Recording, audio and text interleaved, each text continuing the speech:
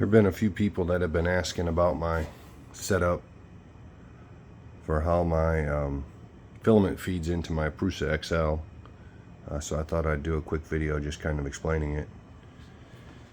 Here is my electronic Drybox. It's essentially a camera / electronics Drybox. It has a built-in dehumidifier in it, and I just adapted it to hold filament spools. I designed and 3D printed those filament holders. I designed it that way where it rolls on the individual sections. Here, I'll open this up. These are all bearings here. I set it up that way because it would allow me to change the width of these for different width rolls. My original thought is that when you have really skinny rolls like this, that I could potentially add a spot for another roll there, but if I was to do it over, I would probably just make a solid roller here and fix all these in place rather than making them movable. But that's kind of beyond the point. The bottom shelf here, I'm actually printed those off because I'm going to put another printer over here. I'm just waiting for it to get here, and I'm going to feed those spools to the other printer. But basically what I've got here is, so the filament sits in here next to the printer. They're on bearings, and then the filament exits the back here. I drilled all these holes where the filament comes out, and then I used 3mm ID tubing rather than the standard 2, just because the filament slides through it easier. And I can go from the top here. It's kind of a little bit of a mess there. I put these more rigid pieces here that kind of makes sure that the filament doesn't fold over here. But my goal here was kind of let the filament take whatever path it wanted to. I'm not trying to restrict where it wants to go in order to just reduce resistance onto it. And what I did is here are the standard, this is the standard side input sensor on the XL. I've completely bypassed that right from the get-go. It just adds too much resistance, and the filament has to take a pretty weird path in order to get up to the print heads. So I've just bypassed that from the get-go.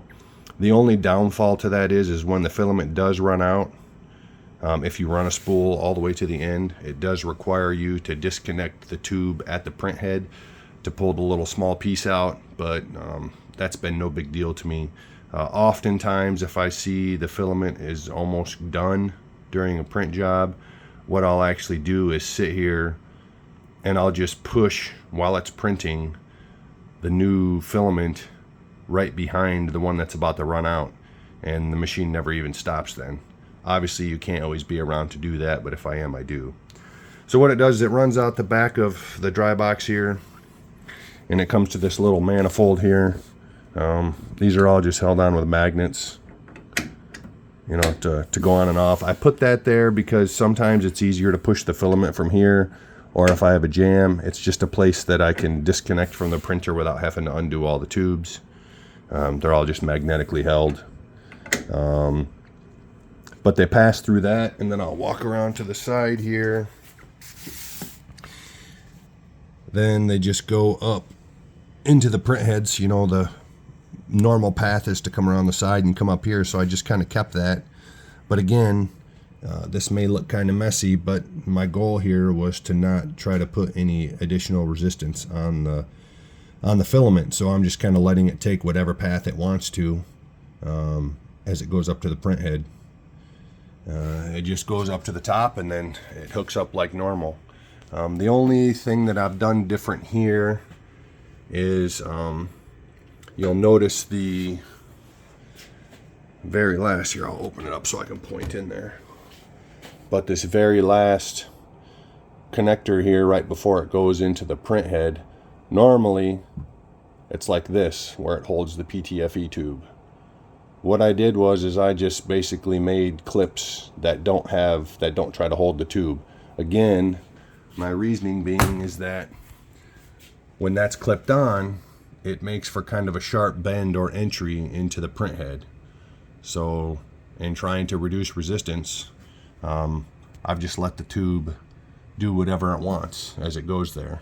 And this machine has over 5,000 hours on it. I don't know what it has anymore, but it's definitely way more than 5,000. You can see all the print heads are still in great shape. I've not replaced anything as far as from being worn out. The only modifications I've done to the printer was mine was one of the older machines that all the stuff on the print head was PETG. I did reprint the stuff in PCCF just because I ran some full bed parts of ASA and the PETG parts ended up getting soft and deforming, and I was having filament feeding issues, not from the resistance but because the idler had lost all of its preload. Since reprinting the parts in PCCF, I've had no issues. But doing that, I'm able to with this setup, with it right next to it, it's a pretty long run, you can see, but I'm able to print, like this first roll here is TPU. I'm able to print TPU. I've not printed any lower than 90, but I can run TPU up to the print head and it prints fine, no issues. So that's pretty much it.